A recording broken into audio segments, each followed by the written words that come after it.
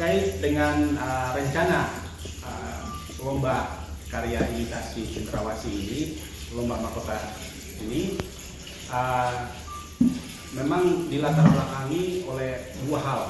Yang pertama ada peraturan gubernur yang melarang penggunaan burung cendrawasih yang asli dalam event-event di pemerintahan maupun di masyarakat, kecuali digunakan dalam acara-acara yang sifatnya sakral dan memang adat yang harus digunakan. Maka perlu kita backup dengan burung cendrawasih yang imitasi. Baik, assalamualaikum warahmatullahi wabarakatuh. Pemirsa Sobian News Channel, pada kesempatan ini di hadapan saya beliau adalah Kabid Pariwisata Ekonomi Kreatif, Pak ya, Dinas Kebudayaan dan Pariwisata Provinsi Papua. Beliau adalah Bapak Boni Aso. Nah, para subscriber viewers Sobian News Channel, saya akan berbincang-bincang dengan beliau berkaitan dengan, karena sekarang isu climate change, lingkungan hidup, pelestarian alam dan lain-lain sekarang sedang digalakkan di Provinsi Papua. Ini adalah merupakan semangat spirit yang harus kita tangkap bersama. Nah, kebetulan pada tanggal hari Senin, Pak ya, hari Senin di Gedung Kesenian Jayapura, ya, tanggal 20 September di Gedung Kesenian Jayapura akan diadakan lomba cipta karya, yaitu untuk mencari atau membuat imitasi dari burung cendrawasih. Karena ini menjadi keperhatian bersama, burung cendrawasih sebagai ikonnya Provinsi Papua sekarang boleh dikatakan hampir punah.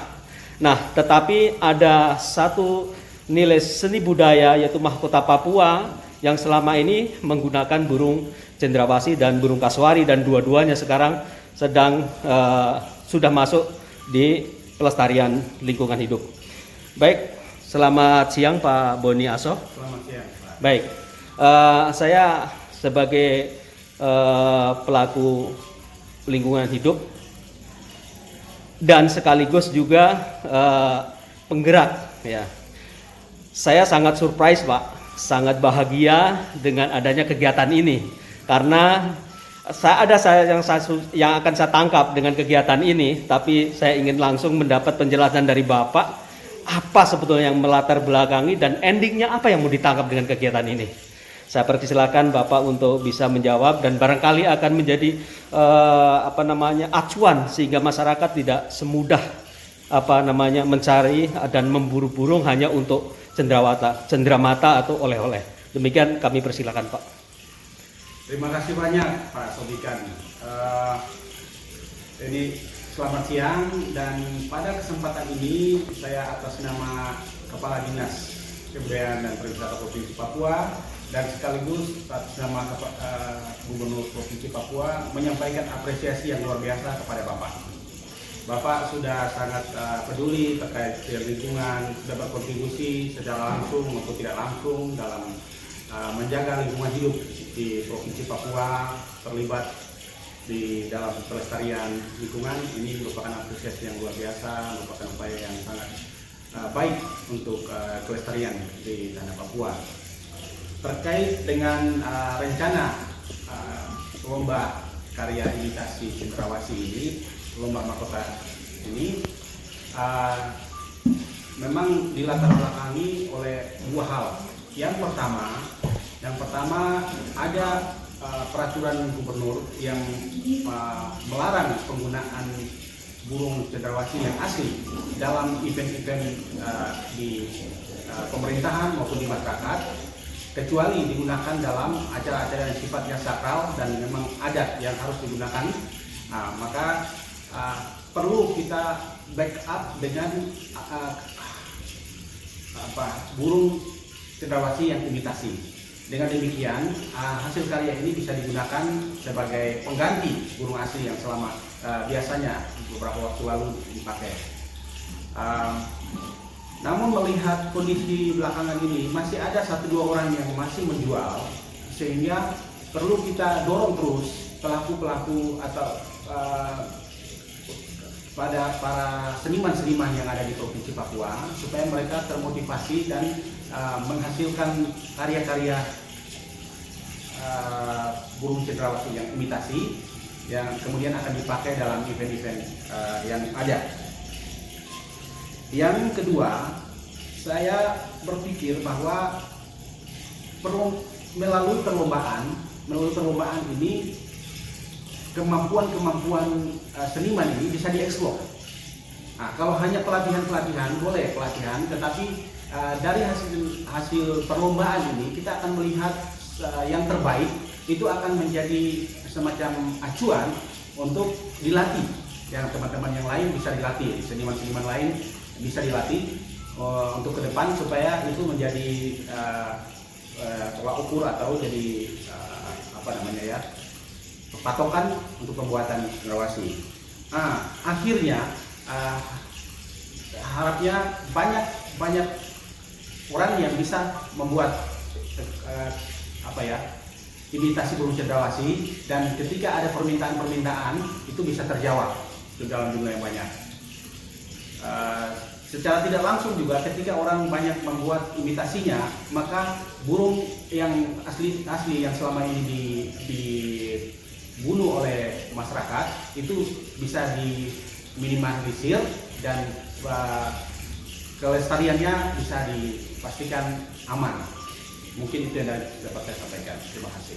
Baik, kalau boleh sedikit saya menyampaikan, Pak. Jadi kami dari UKM Mitra Gaharu, pelaku yang membuat imitasi mahkota, saya ucapkan terima kasih karena Dinas Kebudayaan dan Pariwisata Provinsi Papua sudah melatih kami, dan ini sudah menjadi mata pencarian kami, Pak. Jadi dengan sabut kelapa itu kita sudah banyak menjual, artinya ada impact ekonominya. Nah, ini kami sangat berterima kasih, dan kami sudah mendapat hasil ya. Jadi dari tantangan atau challenge dari Ibu Wagub untuk membuat, kami sudah kerjakan, dan kami berterima kasih dengan pengetahuan yang kami dibina dan dilatih oleh Dinas Bapak dalam artian inilah Dinas Kebudayaan dan Pariwisata Provinsi Papua, sehingga kami punya bekal. Dan kami sudah eksplor itu, dan kita sudah laksanakan, dan kita sudah memproduksi massal. Dan puji Tuhan, alhamdulillah kami sudah mendapat pesanan banyak dari daerah-daerah luar Provinsi Papua. Bahkan kemarin kita sudah mengirimkan prototipenya, dan Bapak Gubernur Ridwan Kamil, beliau sangat appreciate kegiatan kami karena beliau ingin hadir dengan dengan suasana yang tidak tergambarkan adanya perusakan hutan, perburuan burung dan sebagainya. Jadi beliau memang tidak mau menggunakan, disambut dengan mahkota yang bahannya dari alam itu, Pak. Jadi beliau kemarin sudah kasih kabar, dan nanti akan saya kirim foto-foto pada saat penyerahan ke Bapak Ridwan Kamil ke Bapak. Foto-foto bahwa beliau sangat appreciate dengan adanya mahkota Papua yang bukan dari bulu burung. Ya, begini Bapak, kalau kita bicara bulu burung yang sebagai bahan baku mahkota, ini menjadi dilema, Pak, karena itu menjadi mata pencarian masyarakat-masyarakat yang ada di pinggiran hutan. Kalau boleh saya berpesan, Pak, mereka rata-rata punya pohon kelapa. Mari kita bergandeng tangan untuk melatih mereka untuk kreatif, bukan berbulu burung lagi, tetapi berbulu kulit kelapa, karena mereka punya, rata-rata punya. Karena untuk di daerah Tabi ini memang tepatnya pohon kelapa, gitu. Dan kira-kira apa, Pak, solusinya, Pak? Atau mungkin ada apa yang akan Bapak lakukan untuk melatih mereka supaya betul-betul bulu burung itu di stop? Mereka akan menggunakan kulit kelapa.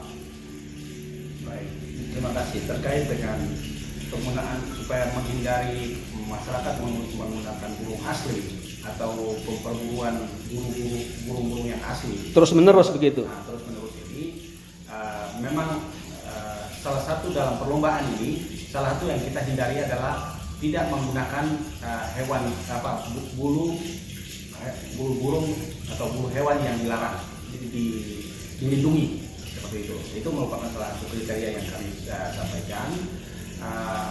Mungkin alternatif pengganti burung dari bahan alami itu mungkin seperti yang sudah Bapak lakukan, itu bisa menjadi semacam pelajaran, atau bisa kalau memang tidak keberatan, itu bisa kita sampaikan kepada masyarakat supaya hal-hal apa yang menjadi selain kelapa itu prosesnya seperti apa, pelatihan-pelatihan terkait dengan itu mungkin akan sangat perlu supaya pemanfaatan kelapa itu menjadi bulu itu bisa dimaksimalkan. Jadi secara teknis apa yang saya akan lakukan itu akan setelah evaluasi berhasil dari pelatihan ini, setelah kami mengevaluasi dan seperti yang disampaikan tadi bahwa kalau yang terbaik nanti keluar itu menjadi rujukan atau menjadi prototipe nanti, maka itu akan menjadi akan didorong untuk menjadi prototipe dan dilatih sebagai role model, Pak ya. Role model. Oke Pak, terima kasih Pak Boni sudah menerima saya di ruangan kerja Bapak, dan ini akan saya publikasikan sebagai informasi yang lebih luas lagi berkaitan dengan kelestarian lingkungan hidup dan sumber daya alam agar lestari. Baik, terima kasih. Selamat siang. Demikian dulu video pada kali ini. Sampai jumpa lagi di video yang akan datang. Selamat siang. Wassalamualaikum warahmatullahi wabarakatuh.